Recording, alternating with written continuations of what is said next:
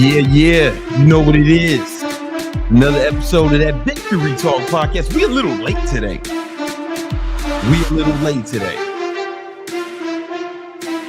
But you know, it's all good, man. You still gonna love it. You still gonna love it. This is episode 217. Let's start the show.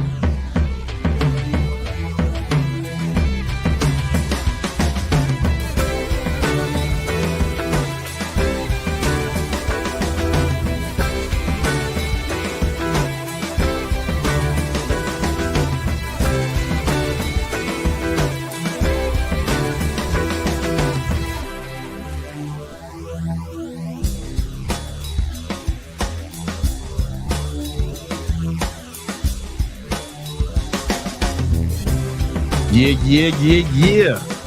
You know what it is. It's another episode of that Victory Talk podcast. I am your host, Big Brandon Carter, BBC, King Keto, the king of ketosis, Gymnasium Jesus, Jesus de Gimnasio para Viente. And you know what I'm saying? Listen, the Southside Savior. You know what I'm saying? Listen, I'm not even here alone. I'm not by myself. Nah, I'm never by myself, man. One man can't do all this. I'm just one man. I'm also joined by the beast from the Middle East.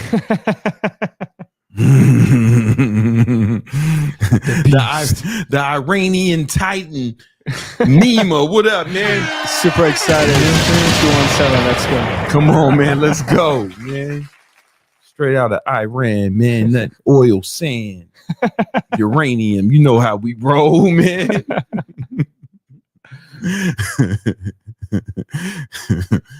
You know, and but also, man, you know what I'm saying?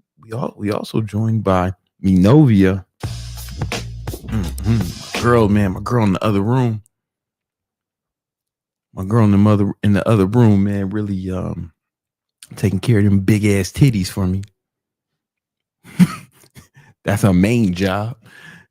But she's also manning the super chats. So she's gonna be reading the super chats when y'all leave them. You know what I'm saying? And she's gonna be kicking out the haters. Come in here hating. I ain't even gonna see it. You're gonna be talking to yourself. Only one who's gonna see it is my girl when she fucking blocks your dumb ass. She gonna be blocking haters, reading super chats, then rubbing titties. All in a night's work. Y'all got to get y'all one of them. Y'all got to get y'all a good woman, a good big titty woman. See, people just talking about, oh, you need a good woman, but they never talk about the titties, Nima. They never talk about the titties. They just said, oh man, you need a good woman. You need a woman who you can trust, who care about, man, who loves you for you. And got some tig-o bitties. You need that, brother. You need that. You got to have that. Don't ever forget about that. Don't ever forget about that. You know, funny story. So, once when I was in college, there was this girl that I kind of liked, right? And she said that I was young. I was like 17, 18. And she said, yo, man, you would look really cute with earrings. You know, niggas used to wear earrings and shit with diamonds in them. All right. Okay. My dumb young ass was thinking, man, I better get some earrings. You know what I'm saying? And the problem with that was I had to go to the mall to get my ears pierced. Right? That's not a big deal. That's normal, driving to the mall. However, there was some shit going on in DC. There was a dude in DC called the DC Sniper. Yeah. Y'all don't remember this. DC Sniper. He was shooting random people in parking lots all over DC. He was shooting like 3-4 people a day, and they couldn't catch this motherfucker. So it was dangerous to go to the mall. But she said I would look cute with some with some earrings. So I was ready to risk it all for the chance to maybe get this girl that I like to like me. So I'm in the mall. So I drive to the mall. I drive to the mall and I'm in the park. I'll get out of the parking lot. You know what I'm saying? Thinking I'm gonna get DC sniped. Because he was really shooting niggas, you know? It was not a bit, it was real. And I got to the mall, it pierced my ears, and I did the same fucking, I basically sprinted to my motherfucking, to the whip and then speeded off. Somebody got shot that day by the DC sniper, very close to where I was at. Yeah, around the same time. He was out here killing people, you know? But I did it anyway. I did it anyway. And I guess I was just hoping I would get away with it. And I have to imagine that's how Donald Trump felt when he said the Epstein files don't exist. he just thought he could do some fuck shit and none of us would care. But even the MAGA motherfuckers is like, yo, where the Epstein? Come on, man. You gonna tell us ain't no files, nigga? Ain't no files, like, you know what I'm saying? The difference between me and him is I got away with it. I did not fuck that girl. But I didn't die, right? We don't know what Trump did or didn't do because he ain't giving us the files, man. It's like it gives. First, when I thought Elon said he was on the shit, I thought, yo, Elon full of shit, man. Elon full of shit. He just a mad ketamine. He just ketamined up. You know what I'm saying? He just high off the ketamine. That's all that is. But then when Trump said, yo, there is no fucking files, man. Wasn't y'all like, didn't he run on that shit? Didn't he run on that shit? They was gonna release that shit. I don't know, man. That shit sound kind of shady to me. that shit don't sound right. Then he said Obama made it up. Nigga, Obama ain't been in office for like fucking 10 years. Obama, motherfuckers, some of y'all motherfuckers was babies when Obama was in office, man. He made up the Epstein files. I guess Epstein just killed himself for no reason in jail. What do I know? What do I know? I don't know nothing about what do I know, man? You know what I'm saying? Anyway, we got a great show for y'all today. But first, I got to get into my sponsors. First sponsor is me. I got a free ebook for you called The 10 Commandments of Online Training. All right. Online training. This will show you how to grow your online fitness business, even if you don't have a big following, even if you're not certified, even if you don't have a lot of experience. Even if you don't have a lot of experience, it'll show you how to grow a successful online fitness business. That's how I made my first $1 million. And that's, you know, and I've helped over 15,000 people grow successful online fitness businesses. Only about 15 of them have become millionaires. I've only made about 15 millionaires. That's like 1%, but like thousands of them have made over 6 figures a year. All right. So if you want to learn more about this, download the 10 Commandments of Online Training, you know, and you show you the path to building this business. You know, those of y'all know, man, that's how Myron started his business. Myron's going to be on the show on Tuesday. He confirmed. Myron from Fresh and Fit. You know what I'm saying? He's going to be on Tuesday. Nima going to have his finger on the fucking bleep trigger. If he says anything, it's just going to go stand by. You know what I'm saying? Because we don't know what he's going to say. In the past, we just thought he was going to say something misogynist, and we didn't care. But now you might say some shit that'll get us all canceled. You might get canceled watching the shit. It's scary out here, man. But Myron is definitely going to be on Tuesday, and he was one of my students. So those of y'all don't know, before he started the Fresh and Fit podcast, you know, he was just a fucking agent. You know what I'm saying? He used to like go find the motherfuckers like Epstein, you know what I'm saying, and arrest them. You know what I'm saying? And he loved that, but he also wanted to make some more money. So he met me. I started coaching him. He learned how to grow his online fitness business. Then he got fired from he didn't quit. He quit the job. My fault. He quit the job because he was making so much money from online training that he didn't need the job no more. Right. And then he went and started the podcast, and he used all his money from online training to build the podcast. So listen, if you want to learn how you can grow your online fitness business too, maybe you got some other goals. Maybe this can be a stepping stone, or maybe it can be a career path that you want to follow. Download the ebook. It's 100% free. All right. That's sponsor number one. Sponsor number two.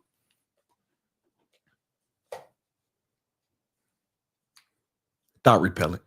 Thought Repellent is the easy to apply spray to keep the hoes away.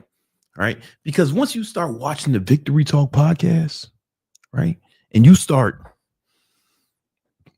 putting in practice the shit that we preaching over here, you're going to start coming up, man.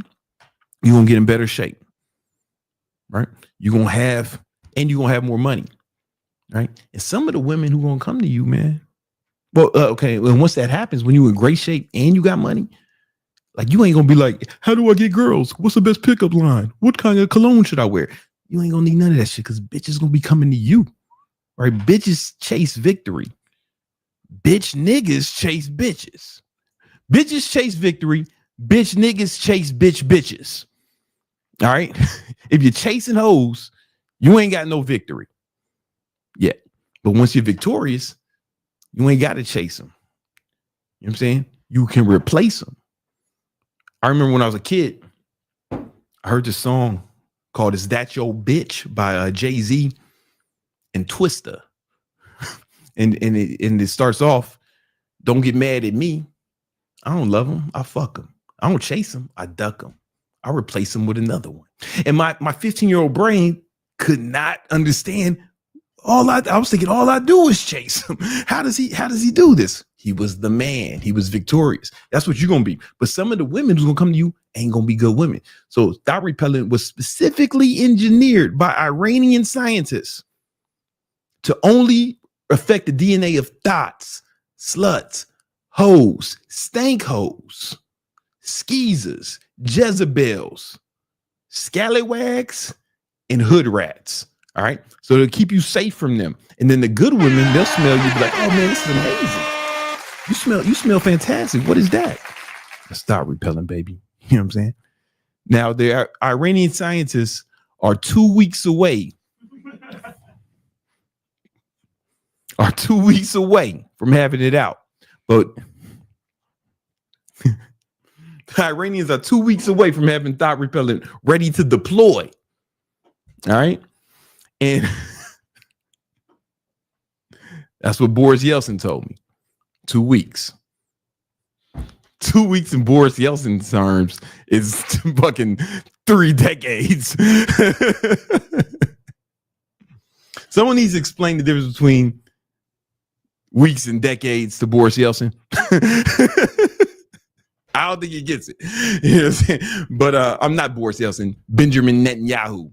I get them too confused. Someone needs to explain the difference between weeks and decades to Benjamin Netanyahu, because he's been fucking this shit up since I was a kid. But I can confirm that the Iranian scientists are 2 weeks away from having Thought Repellent out, and we will make sure you have it. However, we need your help because all your super chats are gonna go towards production of Thought Repellent, so we can get it out to the masses.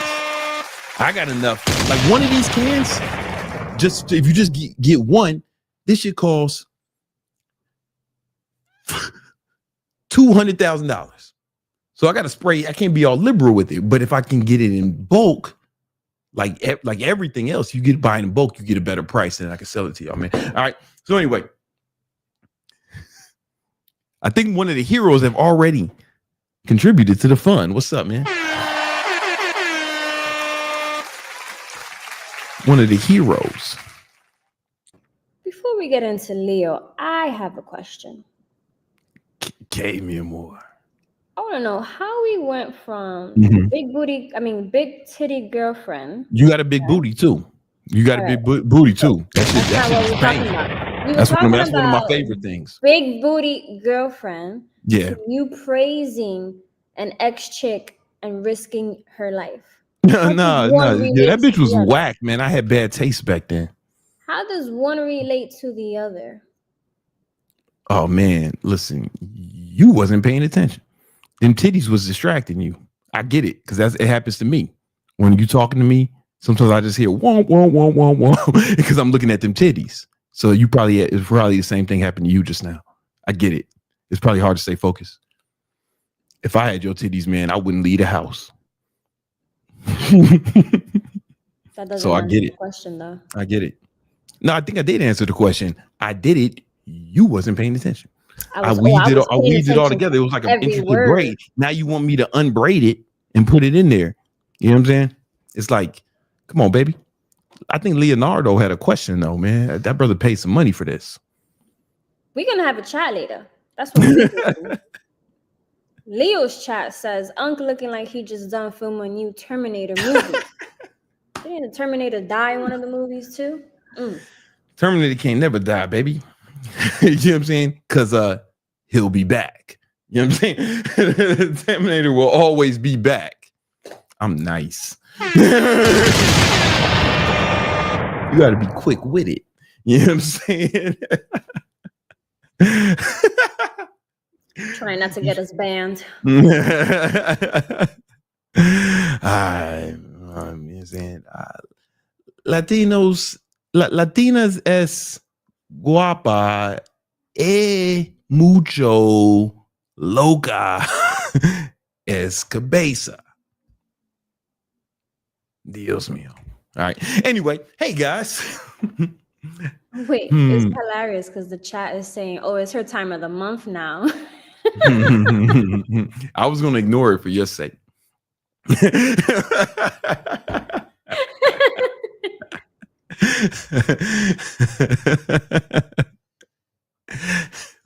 Listen, guys. Sometimes it'd be her time of the year. You know what I'm saying?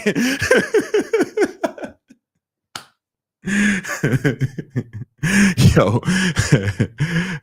hey, is Greg here? Because I want to talk about getting money, but I only got 5 minutes to get into this shit. Like 4 minutes. All right, guys, I want to talk about what I would do if I wanted to start from scratch. Like, I'm not if I wanted to, if I needed to start from scratch and start balling on you hoes. All right, what would that look like? And I got a 4-step plan for you guys. So let's get into it. Let's talk about it.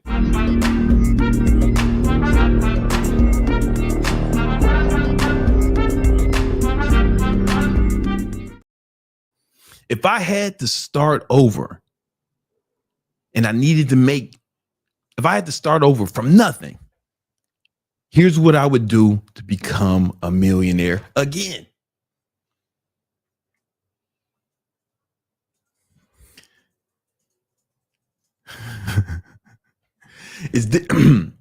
Now, only a small percentage of Americans ever make it to the $1 million mark. No, that's not what I want to say. Now, to be clear, what I'm about to tell you is not going to be easy, but it is something you can accomplish with enough effort and enough grit and enough mental fortitude. All right. Only 5% of businesses ever make it to the $1 million a year mark.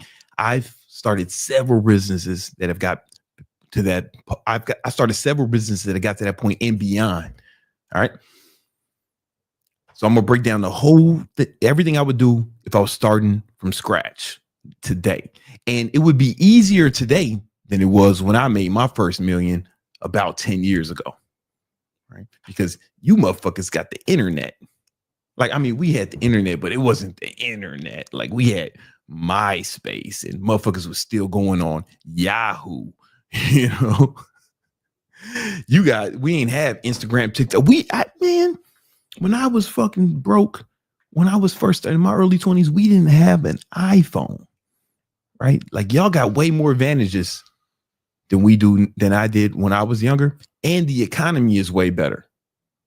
When you guys complain about your economy, I feel like you sound like, oh, this is one of the best economies of all time, despite what you may have heard. Just statistically, there are less people unemployed now than there have been in the last 50 years.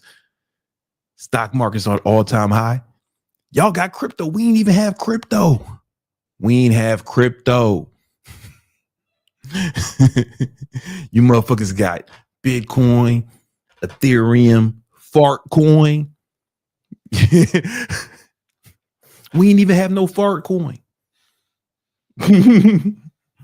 So you guys should do it.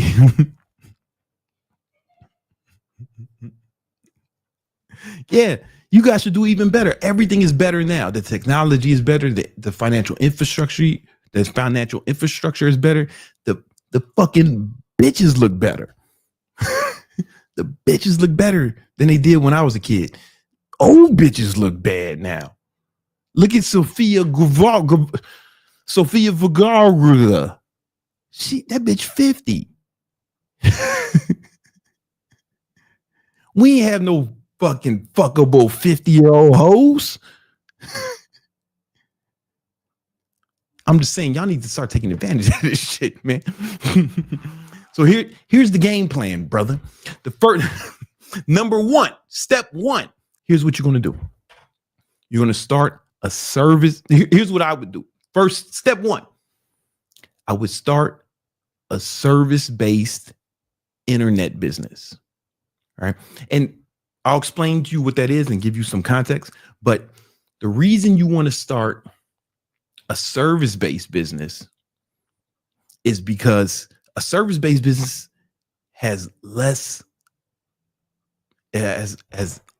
upfront cost and less overhead, right? Because if you create some sort of product, now you got to get inventory, you got to get it manufactured, then you have to get it in a warehouse so they can ship it. It's a mess. I used to run a supplement company, so I know all about it, right? But a service-based business, low overhead, low startup fee. And you want to do something you can do on the internet because you can take advantage of, because if you're on the internet, you won't have the geographic limitations that if you start a fucking lawn mowing business or some shit, or you cleaning gutters in your neighborhood or some shit, right? It doesn't have the same high income potential, right? And here are some of the businesses that I would consider starting. Young Candlestick is here. All right, hold that thought. We're going to do the market update, and then I'm going to show y'all. I'm going to start this over. Maybe we use the same intro. I'm going to talk you to let's go. Let's market update.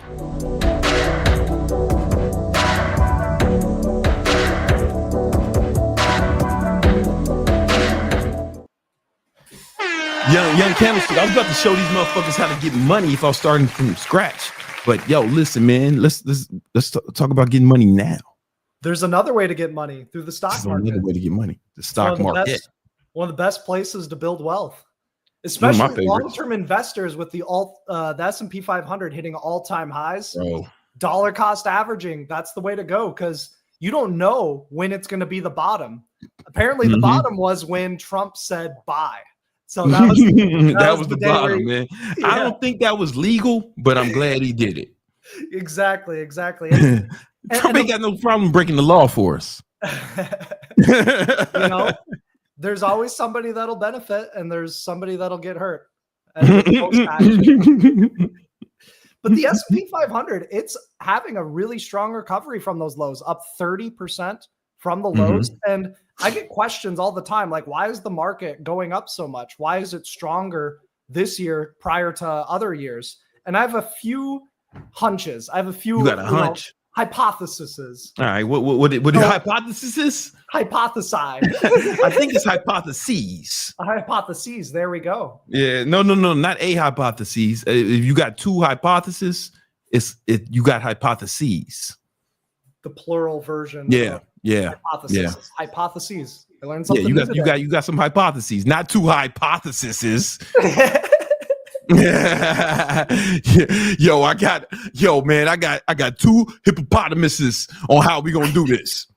Would it be? I got two hippopotamuses. Would it be hippopotamus? No, I'm fucking with you. Let's go. All right. Well, basically, retail was actually buying this dip, but institutions were actually under allocated during this dip. And every quarter they have to report, what they're holding. And if they're under allocated to the stock market, they have to start playing catch up. So I do think that institutions have been really accumulating in this past quarter. And another one is just gamma squeezes. So when you go out and you buy a call option on SPY, the market maker has to sell you that call option. Yeah, he does. But they need to offset their risk. They can't just be short naked calls. So what they have to do is they have to buy 100 shares of SPY per call that they sell. Offset it. You got to Quavo it. Yeah. Boom. We start to get that gamma squeeze. And that's probably why the market sold off so heavy. People were buying puts and the market makers needed to hedge and sell S&P to actually hedge those puts. So we're getting gamma unwinds, gamma squeezes to the upside. That's a big one. And another one is 401k and pensions. They have to talk about it. Yeah, they have to invest whether the macro is really bad or really good, whether there's war. And they can't go. You correct me if I'm wrong. They can't short the market. 401ks and pensions. They can't short. They got to be long. Short. Pause. They can buy puts if that's enabled for them, but yeah, they really can go short. Yeah. So if you think about it, that's why the market has such a strong up bias. And so my forecast for the market, I'm just neutral / bullish for maybe the next 1, maybe 2 weeks, but the market may start to see a bit of selling in early August. Okay. That's just kind of a forecast. Anything can happen in the market. It's literally why you think early August? Why do I think it mostly has to do with seasonality and just due to the extension of the run. And the S&P, most years it averages 10% a year. So if it starts getting more than 10%, it just means that there's a bit of excess fluff in the market. Again, just a hypothesis. So there's not much. Yeah. If it's one, it's a hypothesis. Yeah, just a hypothesis. That is just one hypothesis. But those are my hypotheses. Okay, I got you, man. So my price target probably for the short term is probably SPY 640. The end of year, I think that the SPY finishes up near 660. I don't think that the sell-off can get really worse than 600. So a potential trade idea would be to sell longer term bullish put credit spreads. Bullish put credit spreads. So basically, I just need the SPY to close above 600 and I can layer those expirations. I profit if the market chops. I profit if the market goes straight up. I profit even if it dips as long as it can recover and hold 600. As long as it holds at 6. Yep. So that's a potential trade idea. I would love to. So in the meantime, I'm just going to be dollar cost averaging and futures trading with you. Futures trading has been going fantastic. Those of y'all don't know, man, we have victory trades and we be out. Oh, sorry. My fucking shit didn't go off. Victory trades and we trade every morning. We trade futures every morning. Yep. Right. That's one of the things we do. And man, this is today, man. You know what I'm saying? Quick. You crushed it today. Was that you got some good dips off of your call outs. Yeah. So basically what we do is we trade with prop firms, right? And I have 20 funded accounts and I trade them all at once with like a trade copier, right? And boom, man, like this is the profit on each one of those accounts today. Right. Hell yeah. And I was calling out all the trades with the teams. Yep. You know what I'm saying? I was telling them where I was telling my buy orders, we were sharing our screens and shit is dope. And they could trade with us. And the fucking team won too. Yep. The team put up numbers too. And check this out though. You can see it on my story on Instagram, man. Like I post it every day. But yesterday was even crazier. Yeah, yesterday people were popping off. Yesterday I made like 20 grand. Hell yeah. Total. With all the accounts, yeah. There was some really good volatility yesterday. I quickly want to tell the story of what happened yesterday. So yesterday, market actually gaps up, then it sells off in the morning, has a weak little bounce, puts in a lower high pivot, and then it just dumps. This was off of the rumor that Trump was going to fire Chairman Jerome Powell. But he's like, gonna fire Jay Powell? Yeah, Jay Powell done made me so much money, man. I know, right? He's actually done a pretty good job. I fucks with Jerome. Yeah. And he's just straight up neutral every single time on the press conference. And when Trump was actually confronted with this, he's like, nah, we're not going to do that. So after that happened, the market hit a key support level and it just barely like underswept it by a little bit. This is called a liquidity sweep. Whenever you just barely. Oh, real quick. If you guys have questions about stocks for Greg, leave it in super chat, man. He'll answer. Yeah. I'll check it out. You get a professional chartered market technician to analyze. Come on, man. He just passed his Series 65, bitch niggas. Got it. Yeah. They're not doing podcasts, not a lot. Nah, he's the only one I know, man. Yeah. Series 65. So what happened yesterday, though, was the market did a liquidity sweep. It just barely broke support. So oftentimes, if you break support, you can start to crack down and sell off hard. If it doesn't, though, it's a liquidity sweep. And a bunch of big banks, institutions, and smart money was actually buying while they're grabbing all those stop loss orders and they're grabbing retail traders that are trying to grab puts. Like, who the hell is buying puts after such an extended move to the downside or shorting futures? And since then, the market rallied. And in today's pre-market prep, I do a pre-market prep with Victory Trades members. It's 15 minutes before market opens. The one thing I said, the main thing for today is if we can hold above Wednesday's high, I'm bullish for the day, and we might even see all-time highs. First thing in the morning, comes straight into Wednesday's high, sits there for maybe like 15 to 30 minutes. We bought them dips, remember? Yep, we bought that dip straight the hell up all day, for the entire day. And Brandon, you bought this dip. This is a really good retracement buy. And I called it out for the whole squad who was trading with us. It was like 40 Victinators on there. Yep. Brandon said buy right there at the arrow. And you can see what happened after that. I said buy right. It was right there. Right there. Right there. And I'm not saying that I held it for the entire day. I took like no. I got like 8 points out of it though. Yeah. Which was $2,000. You know what I'm saying? $2,000 casually. Quick $2,000, man. Nothing crazy. So the market's really strong. What I would look at for the future, if you're looking to potentially try to nail the top, be careful because the market's just relentless to the upside. But what you'd look for is some bearish divergences. Right now, there's no clear bearish divergence on the NASDAQ. RSI is basically making equal highs while price is making higher high. If the NASDAQ makes more higher highs, but the RSI starts to kind of like make lower highs and it's more pronounced, that could be the start of a potential rollover formation. And I wouldn't look for a crash. I'd look for like a 3% drop. Nothing crazy. Listen, guys, real quick, Greg got some questions, and I got some questions about individual stocks and shit too. That he's going to answer. But if y'all want to trade with us, there's a link in there where you can join Victory Trades. It's $100 a month, right? Yeah. And we'll show you how to get funded futures accounts, so you don't even have your own money to trade. Like you only need like $50 to get a funded account, if that, right? And then you got to pass the evaluation to get funded. But we've helped tons of Victinators pass evaluations, and then you can start trading with their money. Yeah, you know what I'm saying? You gotta like make a certain amount of profit to pass the evaluation, right? And then start trading with their money, and that's what I do. I got money. I still trade with their money because I like it. And and also if you got some money, you also get Greg's trade alerts on stocks and ETFs and even crypto straight to your phone. Right. So like I stop everything, man. When Greg hits me with the trade alert, I'm like, oh, hold up, everybody. I gotta go I gotta make this trade, know, and I do it straight from my phone. If you guys want to start getting money like us, man, go ahead and join Victory Trades. We have a lot of fun in the morning, man. When the market opens. It's actually a good time, man.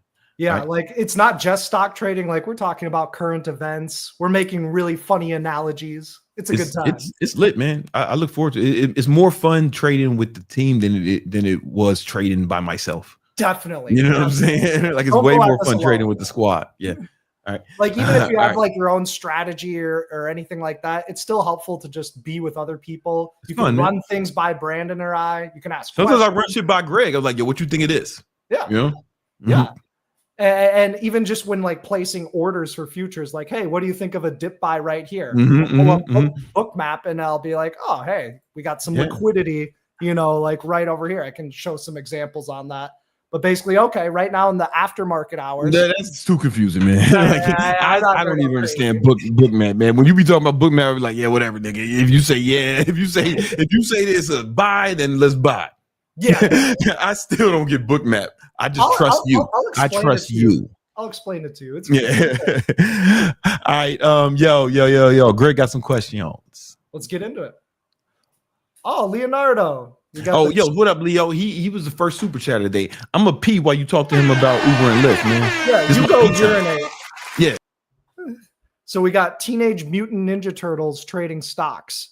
We got Uber over here. So Uber made all-time highs right over here at 97.72. It is starting to pull back from its all-time highs. It is relatively weak compared to the S&P 500. Why do I say that? The S&P 500 is just up on the day, while this stock is down minus 0.28%.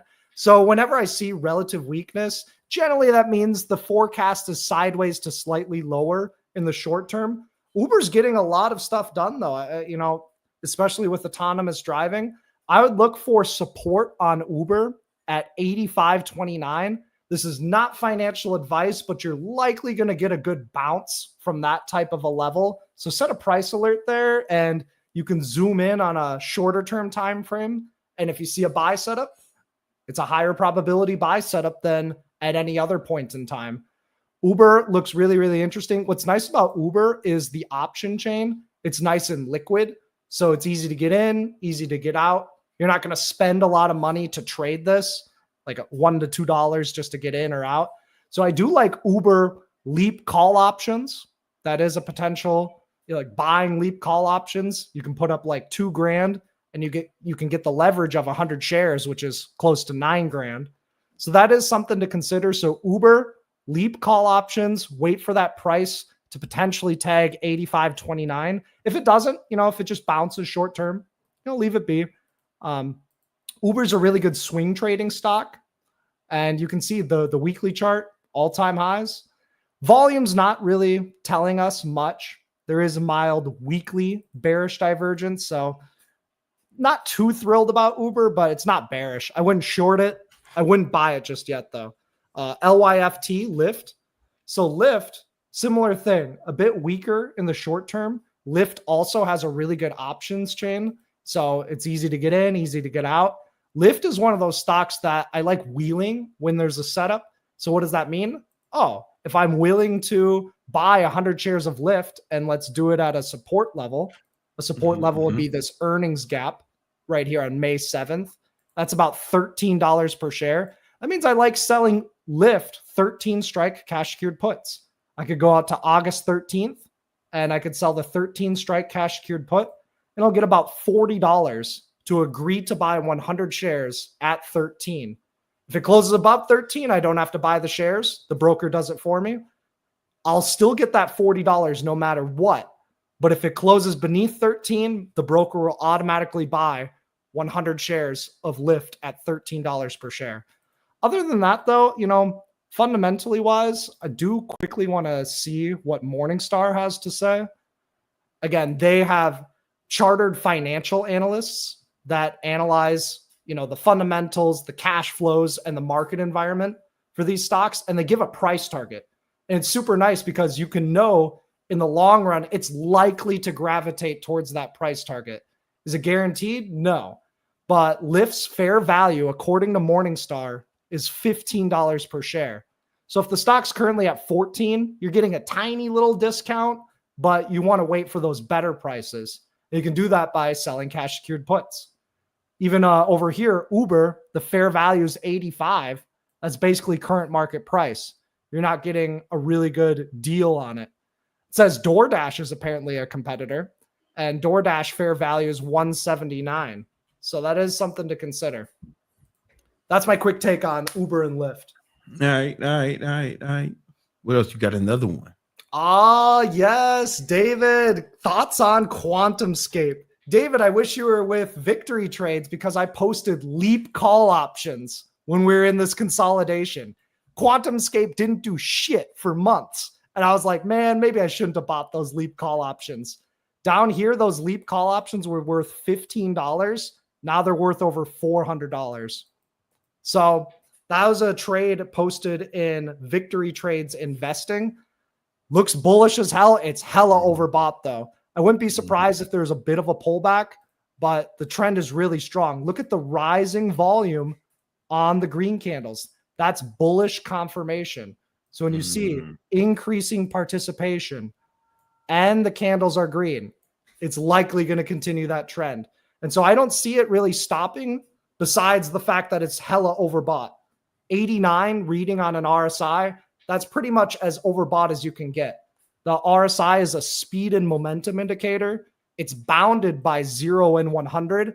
And so it's at a reading of 89.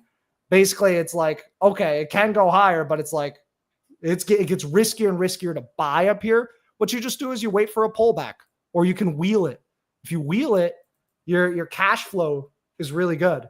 It's a much safer way to get involved with this. So like, let's say you want to grab a dip. You can do something like sell the 12 strike cash secured put for August 8th. You're going to get $100 if you commit to buy 100 shares at $12 per share. That's a pretty good deal. So I would wheel it. It is speculative. This is quantum computing. And so it's kind of like a promise of future cash flows versus actually making cash right now. QNTM, quantum. Trying to think of the quantum ETF. Either way, I'm sure that it's up. So that's my thoughts on QuantumScape. Wheel it. If you're in Victory Trades, you got the leap calls, but if not, just wait for a dip. You know, there's support at 8. I don't know if it'll get to 8 unless there's going to be a broad market sell-off. And be careful, earnings are on the 23rd. So July 23rd, it's going to fly up or fly down by a lot. Hope that helps, David. All right. Yo, real quick. Somebody's asked about the free Discord. They're still on and popping, man. But he said he didn't get a welcome. Can you check on that, Greg? Is the free Discord dead? I clicked the check marks and still haven't been sent to welcome. You need to click 2 check marks. Oh, so there's 2 check marks, homie. There's 2 check marks, 2 green check marks to get into the Discord. Yep. But it's not dead. It's popping. It's mostly popping in the Victory Trade section. That's where we're super active. But the rest of the shit, we post there every day. You know what I'm saying? Yeah. Brandon, you have the quote of the day. It's pretty good. Yeah, man. So we got a free Discord. It's called the Victory Unit. You know, but if you join Victory Trades, you get access to like the other parts of it. But like you can just the free Discord, Victory Trades, and Greg posts free trade ideas there sometimes too. You know, pretty frequently. Every single week. Yeah, man. And I'm posting in there all the time. Are we in there, man? QuantumScape calls was posted in the Victory Trades Discord. I also saw a super chat question. Can I just copy what you do live? Trend control? Yeah. I'm not telling you what to do. We're just showing you what we're doing. He can't say it because he's got his Series 65. I can say, do what I do, man. You'll be fine. You know, but if you do what I do, you take the risk I take, right? But if you're trading with other people's money, then the risk you took was just your fucking $50 eval or some shit. You know what I'm saying? So like the risk is not the same as if you're risking your own money. But when you trading with us live, man, a lot of people, man, I got this shit. Hold on, I wonder if I can, because I did a video today. Hold on. Let me see if I can find it. Because I was calling them out, player. Oh, yeah. Many good plays, many good trades. And the same goes for the alerts, the Victory Trades trade alerts. Like, they're all for educational purposes only. But that's what he's got to say. And copy, you know? Like, he's got to say that. Yeah. Because for the law making him say that. I tell you my don't have to obey no laws. Maybe. I mean, I do gotta obey laws. But I do want to show you this video from this morning. Hold on, I'm airdropping. Sometimes, yo, man, is it me or does airdrop only work like 75% of the time? Close. It only works like 75% of the time, man. Like, I mean, it's still better than whatever we had before this, though. You know, transferring files or some shit, hooking your shit up to a computer or something. You know, all right, let me show them this shit. Yeah, you can show it. Okay, so this is me. You can't hear it, but I'm saying I made like, you know, whatever, 13 grand today. But then I showed the Discord. So these dude, this my man over here, he made some cash. I couldn't really see it. You know, my man's trading with a bunch of accounts. He put some money up. Look at that. You know what I'm saying? That's another dude. He's up $2 grand in his PA. Come on, man. Yeah. You know what I'm saying? We got the homie Nitro. Nitro was up like 400. Imran, you know what I'm saying? He's still passing his evals, but he's getting really close. He's getting closer every day. Yep. You know, so we just out here, man. That's what we doing, man. It's like, come fuck with us. Victory trades. The link's in the description. Like if you're good at video games, you're probably going to be a good futures trader. That's what it was like today. It felt like Call of Duty honestly, it felt like Call of Duty this morning. Because so those of y'all know, I got the mouse and I put macros on my shit. So it's buy market, sell market, and take profit. So I was really like, motherfucker, it was like it's a joystick. Yeah. And so if you combine those video game skills with like proper risk management analysis, being willing to sit on your hands and like wait for those proper setups, you can do really, really well for yourself. Yeah. Oh, Kels has a really common question that I get. He says, hey, Greg, I have a question. If I work a morning shift and can't trade during that time, can I still be a successful trader by trading in the afternoon?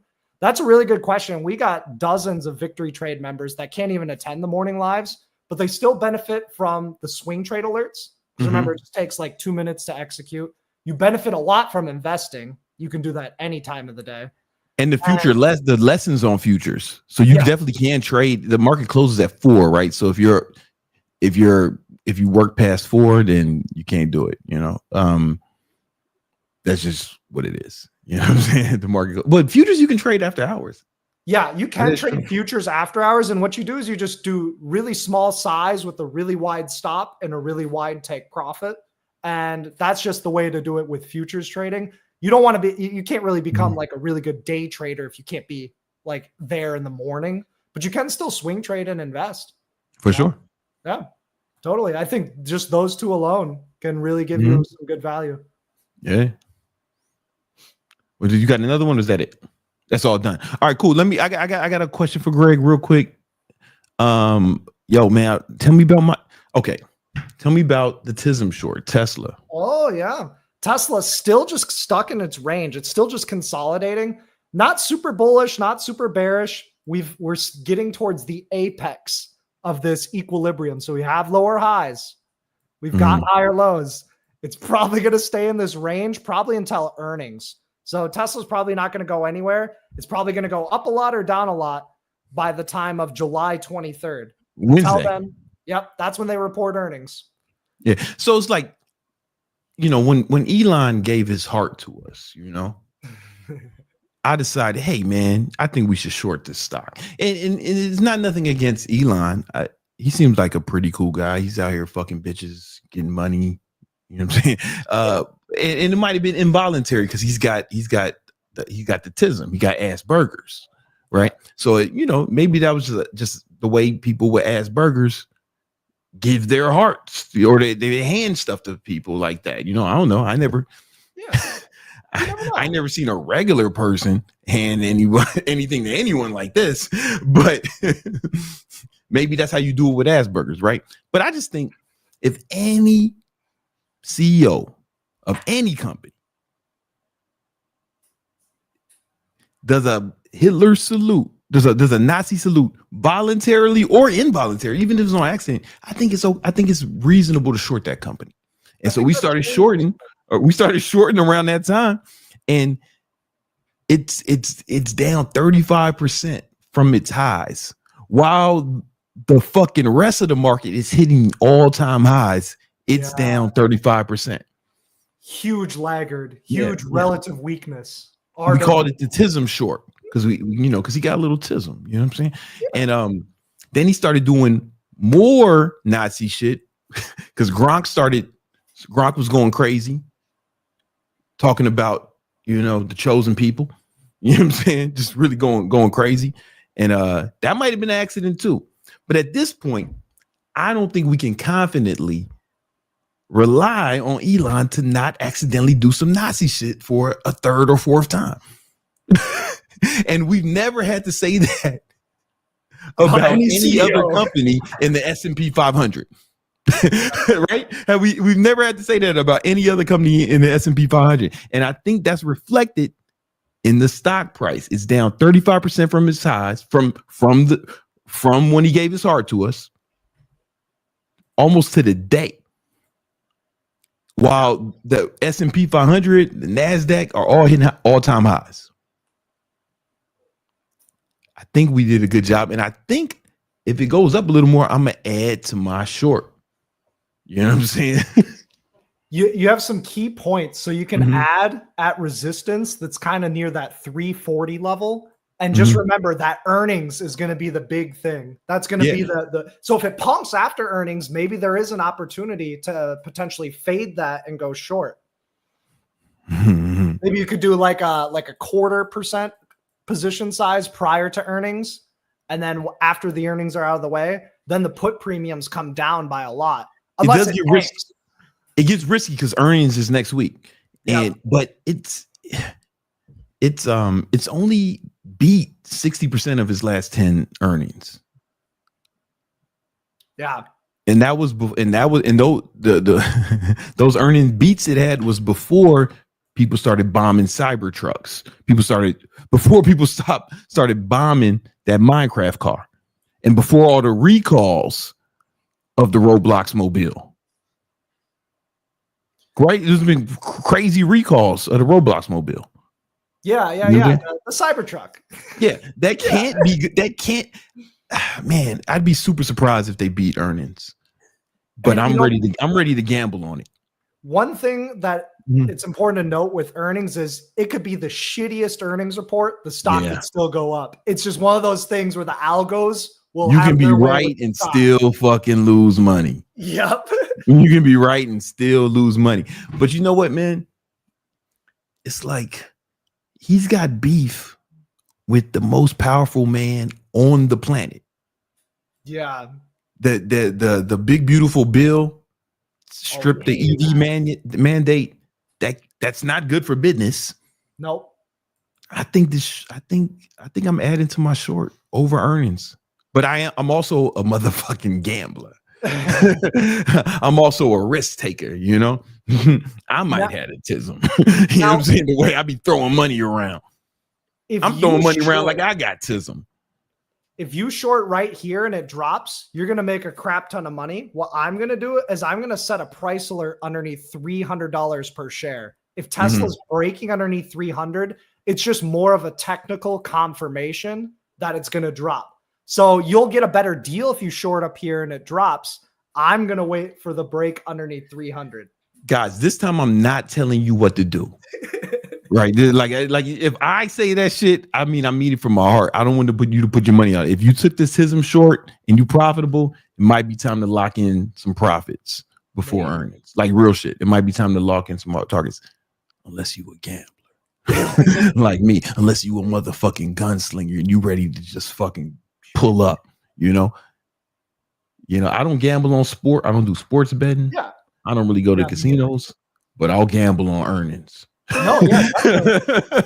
Well, you've done really well trading earnings, even with me. Yeah. Like Brandon, you made a couple grand off of Palantir earnings. That Palantir shit was that fucking was really insane, cool, bro. Like it was this big ass gap up. Palantir is at 80, pumps all the way up to 125, 55%. Yeah. That paid my son's tuition. Boom. There you go. And so you can just pull from that bankroll because you have to place bets in life. And the stock market's just an easily accessible way to place bets in different areas. You know, if you took it, listen, I'm giving out the alert now. If you took the TISM short with us, congratulations, you got some bread. It might be time to just take profits because anything can happen over earnings. Like you can be right, you can predict everything I say could be right, and it could still go up. Yep. You know what I'm saying? Exactly. It's got a lot of tailwind. It's got a lot of headwinds in front of it. You know what I'm saying? When you're up on a trade, whichever one, huh? When you're up on a trade and you have that decision of, man, do I hold on? Do I ride it? Do I close it out? Do I add to it? If you ever want to, what I like to do is if I'm really unsure, I just close out half and then hold half. Boom. Now it's a risk-free trade. I do it in or take out the money I put in. Yeah. Oh yeah. You know what I'm saying? Just now I'm playing with house money. Whatever happens. I won't feel it either way. It's all paper. You know, I mean, not paper. It's still all unrealized gains and losses. And then even if you lose it, I was like, hey man, you didn't lose no money you had. Exactly. That's one of the best spots to be in as a trader is if you can get your trade risk-free, that's where you can start to really have those big profits in the long run because you just let it ride. Just let it go. It could go a little bit. It could go far. It could come back and take out your stop. But that's a great way to trade the markets. Even in futures trading, if you get a really good entry and you had like 1 or 2 contracts, you can take off half, set a break-even stop. You know, yesterday I was able to make 10 grand. It was on evaluation accounts, but I was able to make 10 grand on evals just letting. Did you pay? So you passed the eval in one day? You passed the eval You passed the eval. Oh, these are the big ones. They're big balls. Yeah, no, that's 300K. Cool. But okay. But basically, I'm going short at the sign of rejection, and it just kept dumping. I'm just like, okay, I got a risk-free trade, and then once it started to bounce, boom, just take profit. Super simple way to trade. If you can get a good trend, if you don't, you'll just get chopped up a lot, which happens frequently too. Yeah. All right. But yeah, that's what I got for the market today. All right, man. Oh, one more thing, man. You know what I'm saying? While we're here. I want to look at Bitcoin and Ethereum. Let's check it out. So Bitcoin's kind of just consolidating. It's digesting its gains from its breakout. Really nice relative strength line breakout. So if you put up the RSI, you can actually draw trends on it. And they do offer some trade setups.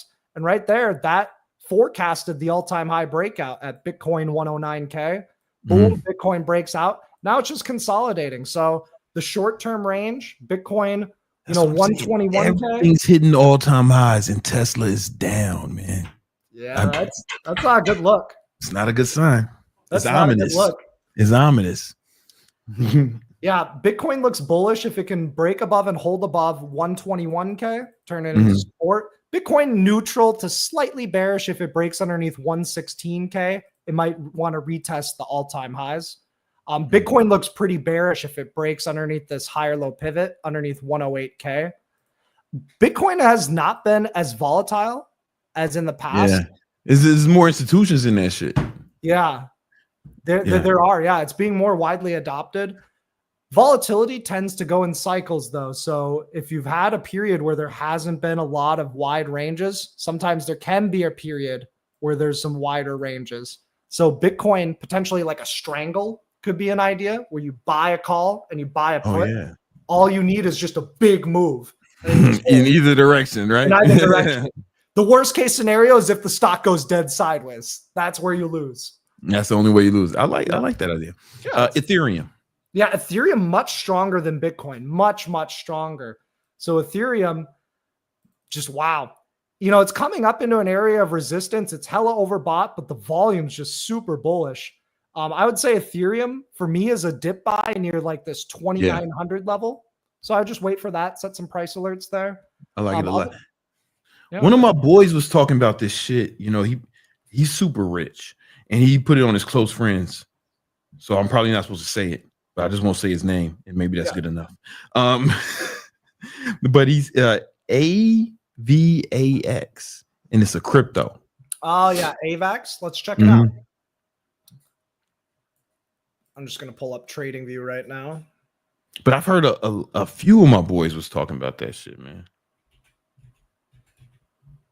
AVAX. Mm-hmm. Let's go pull up crypto. All right, we got it. Interesting. I mean, it's at a better location on like the monthly time frame right here. Mm-hmm. This is the correct one, right? Does it look correct? I don't break down too many crypto charts. I don't know, man. Yeah, that looks right. That does look right. Okay.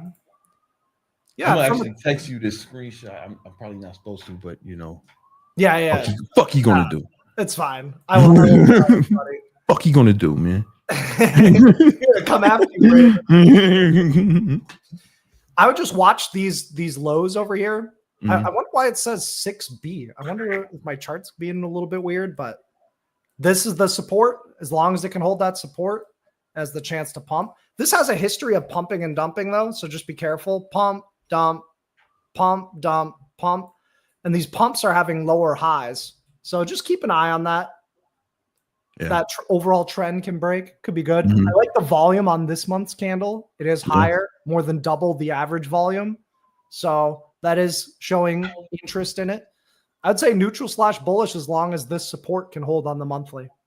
All right.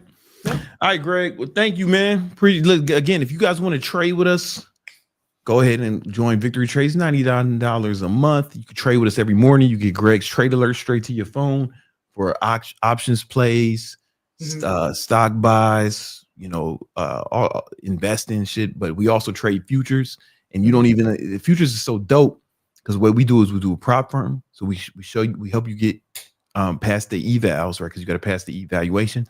Then you start trading with their money and getting their profit, man. It's dope. It's exciting. I look forward to seeing you guys there. All right. We'll be live trading tomorrow morning, so I'll see you then. Man, yeah, you can join and be with us as soon as tomorrow, man, in about 12 hours. You know what I'm saying? All right, Joe. Peace. Peace. All right.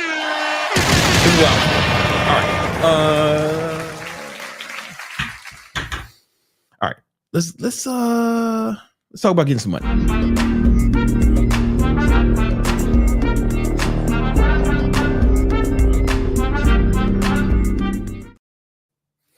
If I was starting over from scratch and I needed to get rich again, I'm going to show you exactly what I would do in this video, right? And there's 4 steps.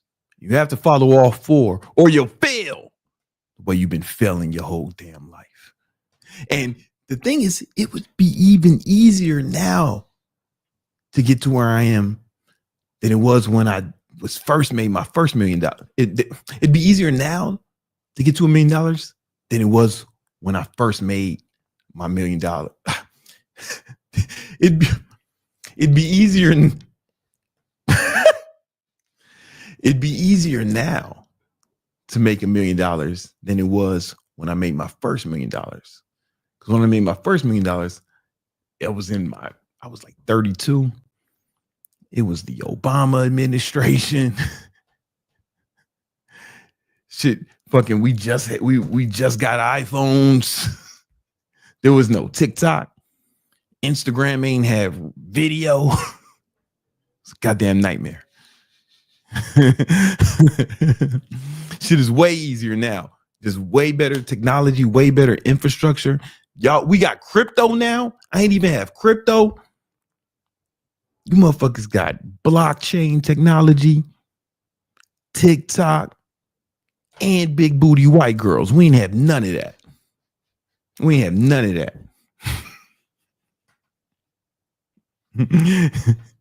Y'all living in the golden age and you still po. All right. I'm going to fix that for you right now. You follow these 4 steps. And the fourth one, oh, that's the most important. But you got to do all of them in sequence.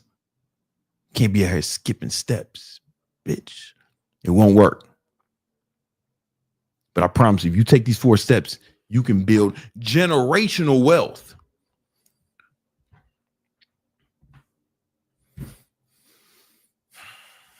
Instead of what you've been living. Generational bitch niggas. Let's break the cycle. All right. Step 1. If I was starting motherfucking scratch from where you are. If I woke up and I was starting from scratch where you are, if I didn't fucking kill myself and I decided I want to get rich, the first thing I would do is I would start a service-based internet business. It's very important because a service-based business is easier to start because you have low overhead, low startup costs. If you start a product-based business, now you got to get it manufactured. You gotta handle shipping. You might have to get a fulfillment center where you ship all the shit. I've done it. I've had a supplement company in the past. I know the ins and outs of that. But a service-based business is easy, man. You're helping people with a problem and using more of their elbow grease, right? And a lot of people shy away from service-based businesses because they say it's not scalable. It definitely is scalable if you know what you're doing. I'll explain in this video. Right. So the type of service-based businesses, no, I'd be looking for an internet service-based business because, you know, if you're doing some shit like mowing lawns or cleaning gutters, then you have geographical limitations. That's not as scalable. But if you're on the internet, then the world is your target market. Right. So the kind of business I would be considering starting is one, digital marketing. This entails buying ads, you know, Facebook ads, Instagram ads, you know, Meta or Google ads or YouTube, even TikTok ads, starting that kind of agency and running it for businesses. If you don't know how to do any of this stuff, well, you ain't got no skills. Yeah, that's because you're poor. We're going to fix that. Stay with me. That's step 2. But step 1 is I would pick that. So maybe digital marketing. I know a lot of people who make multiple millions of dollars a year with digital marketing agencies. Maybe something like data analytics. Every big company needs data analysts or data scientists to comb through the data, make sense of it, visualize it, and be able to turn it into insights. It's a very lucrative field. Maybe even web design or web development. If you can get really good at that, you know, there's always a market for something like that. Maybe even creating some sort of software. I know a kid who created a software.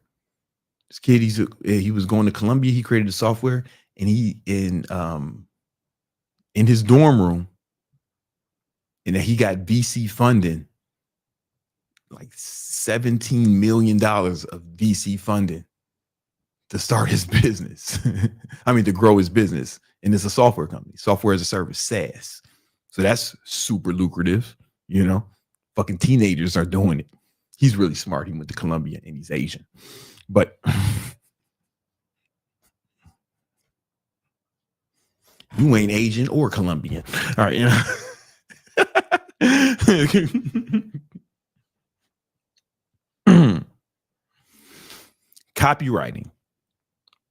Copywriting is like, you know, basically writing sales materials for companies, whether it be websites, sales material on websites, web pages, sales pages, sales emails, marketing emails, writing marketing material. That's always in demand. Virtual assistants. I know people with virtual assistant companies who make fucking millions per year, right? This, you know, and I have virtual assistants. Somebody booked my flight for tomorrow. I never met this person. But if I need anything, hit her up in Slack. She right on it. She's dope, right? Virtual assistants, SEO, search engine optimization. And this is actually a growing field. So in the past, search engine optimization would just be for search engines, right? You know, getting people ranked on Google and yeah, just Google. Because ain't nobody searching Bing. You motherfuckers ain't never been on Bing. If you was on Bing, it was an accident because you got a PC. You opened up Edge for whatever reason. And Bing was the default fucking search engine, and you was on it just in enough time to switch the default to Google to something that made sense. But Google is the main search engine optimization. But there's also there's a new thing, man. There's LLM search optimization. So people are actually finding ways to rank. If you ask Gemini or ChatGPT about a certain product or service, people are finding ways to get ranked there. So that's a new emerging business, right? Because people are searching on ChatGPT. Right? Cybersecurity, right? Listen, man, shit getting crazy out here, man. Cybersecurity is only going to get bigger. You know, the next. Listen, man, motherfuckers getting hacked all the time. Shit is going crazy, and you it's a really growing field, and it's important. It's an important field. It's an important field to be for every big business needs a form of cybersecurity, right? Or some sort of online coaching, right? Some way you can actually help people accomplish their goals for a fee. All right, and that's the route I took before. That's probably the one I'd pick right now as well, just because I know how to do it easily, right? Step 2, once you picked the field you want to be in, you pick the business you want to start, you got to learn that shit. I'm assuming you don't know that shit because you broke. People who know shit usually get paid for their for their knowledge. You don't. So you got to learn it. Luckily, there are tons of books and resources, courses, or even classes you can take to learn this shit. And I would go fucking haywire learning this shit. Yo, if you read 10 books on any one subject, I promise you will know more about that subject than almost anyone else. Right? So I would read about 10 books on the subject. Like straight up 10 books on the subject. Take a few courses. A good resource for courses is, because you might be like, I don't know what's course. How do I know who's legit? Yo, man. Wait till I log in. I don't want these motherfuckers to see my password. I don't even want them to know what my email is. Right. So a good resource for courses is this site, Coursera. There's like some real legit shit on here. So if we type, let's say we wanted to learn data analytics.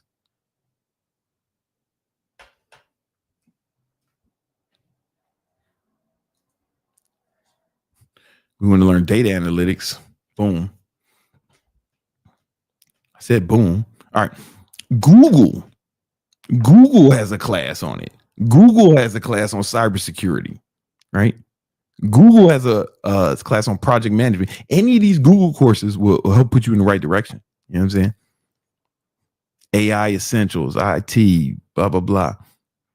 Prompt engineering. I took this class. It was pretty good. You can learn machine learning. There's all types of shit, right? IBM has courses on here. Microsoft has courses on here, right? Especially for the high level shit you want to learn. I think this is a good resource, but don't let it be your only resource. Like, you need to be good enough to become an expert to get paid on it. You can't be out here being consumer level. You can't have a consumer level knowledge, So I'm telling you, read 10 books on the subject, whatever you pick. Take as many courses as you can find. Maybe even get a mentor. Take a class in person, right? You need to become an expert. And if you go super hard, you can know more than almost everyone in 90 days if you go super hard on any subject. I swear to God, on any subject, 90 days. If you fucking put your heart into it, you can learn it, right? And that's step 2. Fucking become an expert at this shit. Give yourself a deadline, 90 days to learn this shit. All right? You can also, if you want another plan, you could open up ChatGPT.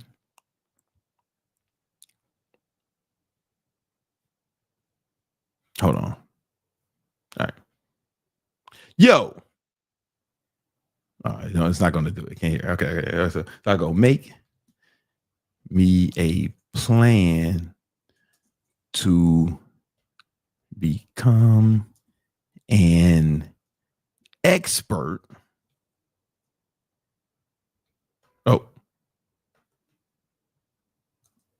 In, let's call it,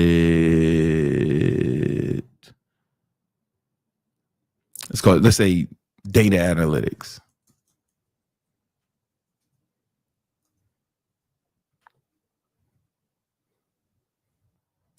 In 90 days.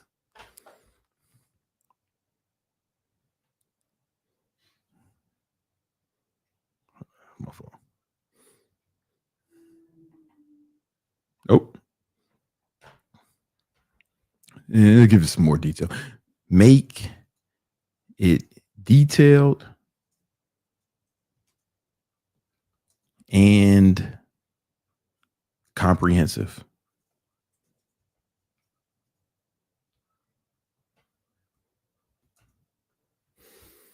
And this bitch will give you a plan, man. 90-day goal. Be proficient. Data cleaning, data analysis, visualization, storytelling, Python, SQ, all the shit you need to learn. Boom. Tools, it gives you the tools you need to master. So maybe like when it tells you this shit, man, maybe you get some books on this. You see what I'm saying? Some books on Python. Take some, these are things you need to know. Right? Excel, Power B, all that shit. Right? Phase 1 of the plan. And they give you a plan. I would look at something like this as well, but you want to give yourself a deadline, 90 days to become an expert at something. Because there's two ways to make money. You can make money with your brain, or you can make money with your muscle, right? Muscle is like doing labor. These are your motherfucking bricklayers, the people who work for moving companies like I used to do, or when I used to work for security, that's making money with your muscles, right? But it never pays as much as making money with your brain, right? So you need to fucking enhance the shit inside your brain, so it's not just motherfucking Love Island and hoes. You need more shit in your brain than saying funny shit in Call of Duty lobbies and where to get the best weed smoke. Right? You need some shit that's valuable in that brain if you want to make some money off it. So this bitch gave us a good plan. Step 3. Once you've got a level of mastery, now this step is super important. Find some people or companies. Tell them you're going to work for them for free.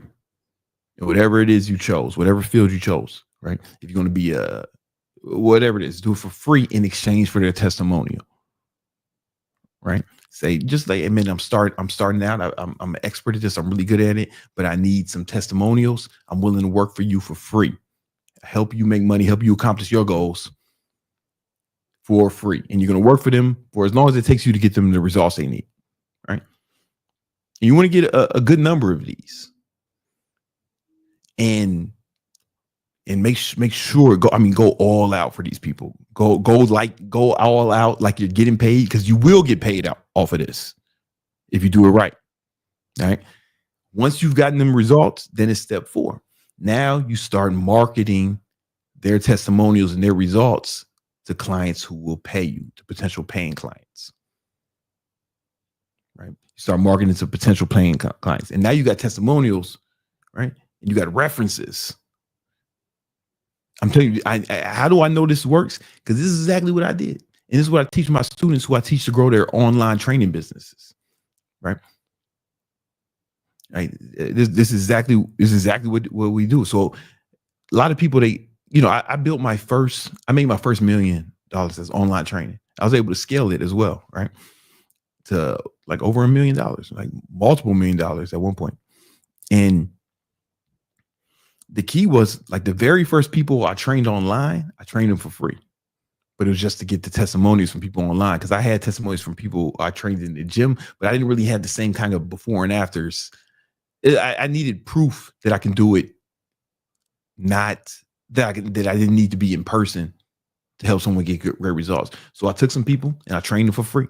And then I flexed those results. And people was like, man, I want that too. Man, you mean to tell me I can do that and I don't even have to see you? I was like, yeah, man, I'm telling you, this works. Right? And then they would buy, I get them great results, and then I flex those testimonials. And then you get to the point you have so many testimonials that it looks unreasonable for someone not to believe that you can help them as well. You know, and this same concept I teach my students. Now I teach people how to grow their online fitness businesses.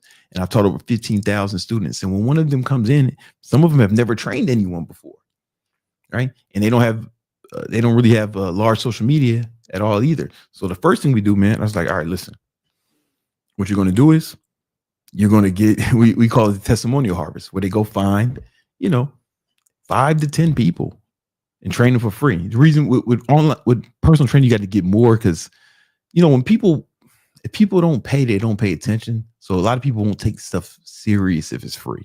How many YouTube videos you watch and you ain't did the shit in the video, right? Countless. All right. So it's the same kind of concept. So you want to get enough, you get like 10 people, hoping at least 5 do everything and get great results. Right. And then you do that. And now you flex those testimonials to paying clients, or some people have to use, some guys come in, they love fitness. They want to be online trainers and they're not in the best shape. And their fucking thing, what I tell them to do is you got to be your first testimonial, right? You got to be your first testimonial. And that works really well. When they get in shape and they take before and afters, now they're motivated to get in shape because they know they're going to make some money off of it, right? So they're more motivated than they've ever been.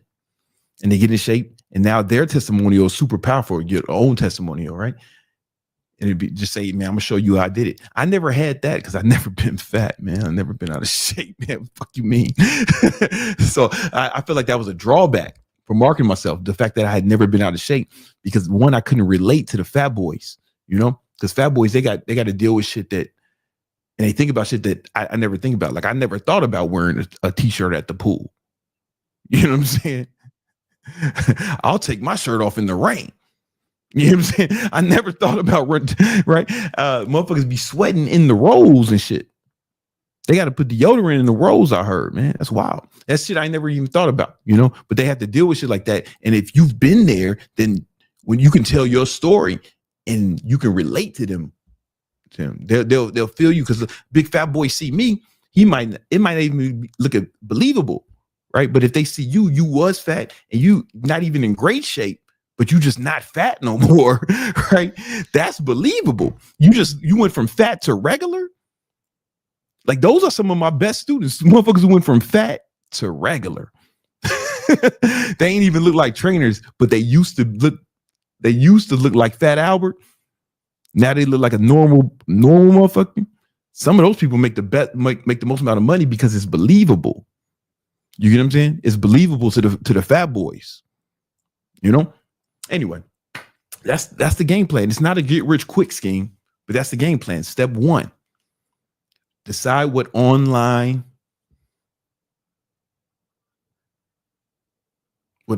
service business you want to start, right? Step 2, learn everything you need to know about it, right? Take courses, get mentors, read books, whatever it is you need to do, especially if it's something complex like if you want to start building software or you want to start, you want to build your own large language model, right? That's going to be more intensive, right? Online training, you don't need to read 10 books, right? You need 1 book. It's a free book called The 10 Commandments of Online Training. The link's in the description. Right. And then, get some people that you want to help for free, right? Same thing I teach my students, called the Testimonial Harvest, right? Help train those people like your fucking business depends on it, because it does. Train them like you're getting paid. Help them like you're getting paid, because you will get paid off their testimonial, right? Get them great results and then start marketing those results. That's the game plan, right? Now, if you want to do it with online training, you can do it anything. I don't care what you do. But if you want to do it on online training like I did, I have a free ebook called The 10 Commandments of Online Training. It will really teach you more about the business and see if it's right for you. It might even be the right thing for you. You might want to pick one of the other fields I mentioned, right? But if you love fitness and you love helping people accomplish your fitness goal, there's no better career than online training because it's super rewarding. It's like really rewarding. You know, I don't feel like I'm working hard when I'm doing that. It feels like I'm living my passion, but you might be passionate about something else, right? But anyway, if it sounds interesting to you at all, check out the ebook 10 Commandments of Online Training. All right. Holla at y'all. Yo. All right. This has been another episode of that Victory Talk podcast. We do this every Tuesday and Thursday at 7 7 p.m. Eastern Standard Time. I'll let y'all.